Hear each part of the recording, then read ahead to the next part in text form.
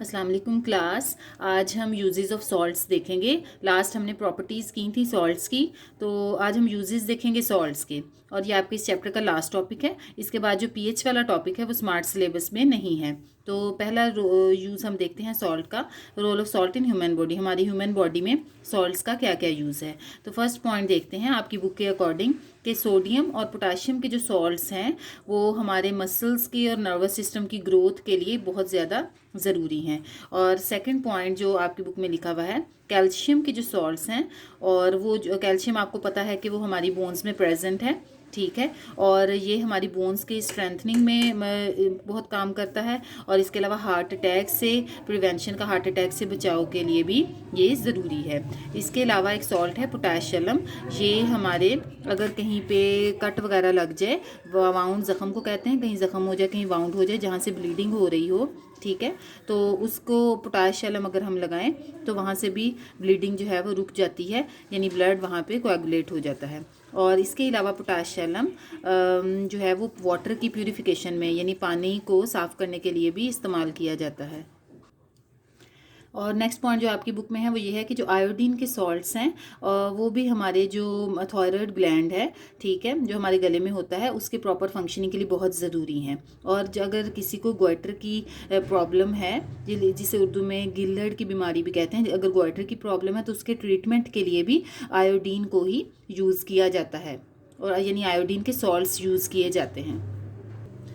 Next हम second use देखते हैं सॉल्ट्स का हमारी डेली लाइफ में। तो आपकी बुक में जो फर्स्ट पॉइंट है वो ये है कि हम फूड की सीजनिंग के लिए हम नॉर्मल फूड में भी आपको पता है सॉल्ट यूज़ करते हैं। इसके अलावा वो जो नॉर्मल हमारा सॉल्ट है, टेबल सॉल्ट, वो हम फिश की प्रिजर्वेशन में या फिर पिकल्स यानी अचार वगैरह बनाने के लिए भी इस्तेमाल करते हैं।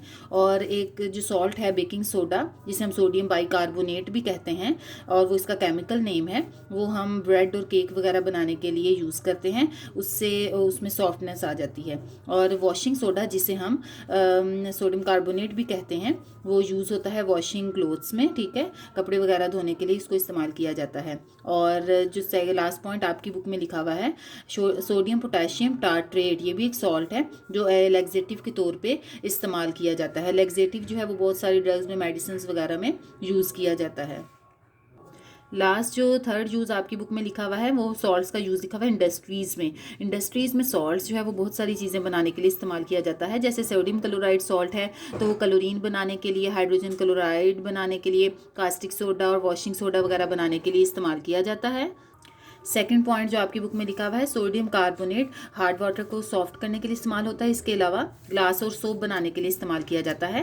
पोटाशियम नाइट्रेट जो सॉल्ट है वो गन पाउडर बनाने में और फायरवर्क्स में यूज़ किया जाता है। इसके अलावा खाद बनाने के लिए, यानी फर्टिलाइज़र बनाने के लिए भी इस्तेमाल किया जाता है। फर्टिलाइज़र का मतलब है खाद। इसके अलावा पोटाश अलम जो सॉल्ट है वो वाटर की प्यूरिफिकेशन में, जैसे पहले भी बताया हुआ है, यूज़ किया जाता है।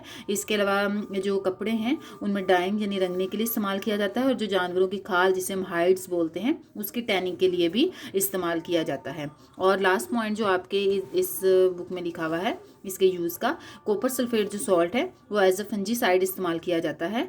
और इसके अलावा कैलिको प्रिंटिंग में और इलेक्ट्रोप्लेटिंग में भी इस्तेमाल किया जाता है। कैलिको प्रिंटिंग मतलब एक कॉटन टाइप एक कपड़ा है जिसकी प्रिंटिंग के लिए इसे इस्तेमाल किया जाता है।